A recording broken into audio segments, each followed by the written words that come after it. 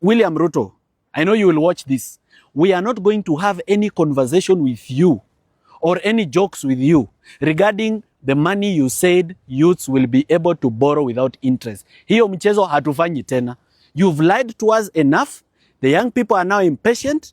They don't have jobs. They don't have opportunities. They are lying at home. They are idle and they are being misused by politicians. This we will not accept. We as the young people leaders, we will not accept this to go on. That is why on Monday at Uhuru Park, we shall show that Vox Populi, Vox Dei, the voice of the people is the voice of God. Do you know the real problem? Let us talk about the real problem in Kenya. When you say SHA is not working and that the healthcare system has broken down, how many youths, young people, have the money to even contribute to SHA? How many of them have pay slips?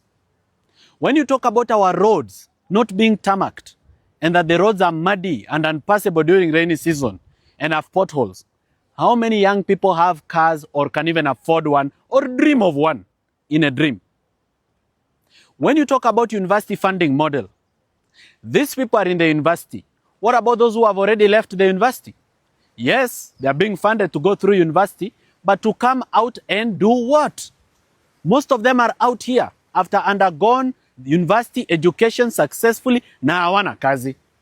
So if over 6 million young people are educated and don't have jobs, and over 7 million are semi-illiterate or semi-literate and do not have jobs, yani walimalizia form 4 ama walimalizia high school and they still don't have anything to do, what do you expect they are going to do?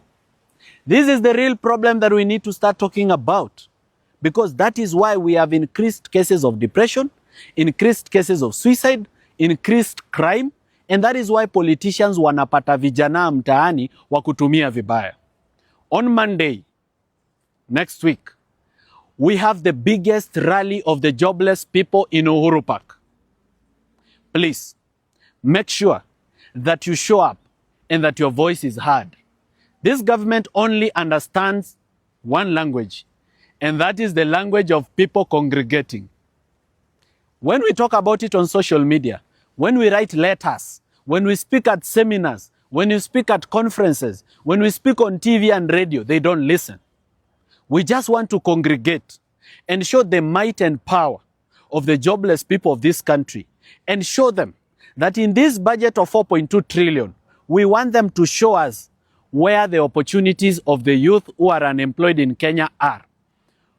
Vijana, job inakuwa advertised ya positions 10, vijana wanakuja vijana 5,000, vijana 6,000 kwa positions 10 ama kwa positions 6 peke yake. Wanaitwa anywhere, wana line up pale KICC. Uliona waki line up, uliona line ya Worldcoin, na wengine wao wanaitishwa pesa ili wapewe kazi, na saa zingine wakiitishwa hii pesa wanakoniwa. Pesa ambayo watu wanalipwa kwa mjengo kukua watu wa mkono haijawahi kupanda, na mjengo ndio tulikuwa tunategemea ili tujilishe. Nao pesa ya mjengo imebaki pale pale yenye watu wanalipwa kwa mjengo, na bado economy imeenda juu and the cost of living has gone up. Now we have young people who cannot marry or get married. We have young people cannot pay houses, hawezi kulipa nyumba. We have young people are depressed. We have young people cannot pay dowry. Wako tu, wako mtaani, wengine wanacheza pool, wengine wanafanya gambling, wengine wanafanya crime, wengine wamelala tu wanashinda wakichekelewa as if they are lazy. Yet they are not lazy. They are educated, they are hardworking but cannot get jobs. Wanasiasa ni kuwa promise tu tatengenezea vijana kazi, tatengenezea vijana kazi. But when you sit down with them and ask them what is your plan to create jobs, they don't have a plan. They keep lying that in the housing program they've created 160,000 jobs. But those 160,000 people are nowhere. The people are almost 5,000 to 6,000 maximum. We need to come out as young people, as the jobless people of Kenya, and show that this country, number one, belongs to us, and that the resources that this country has are ours to use to live, work, and grow.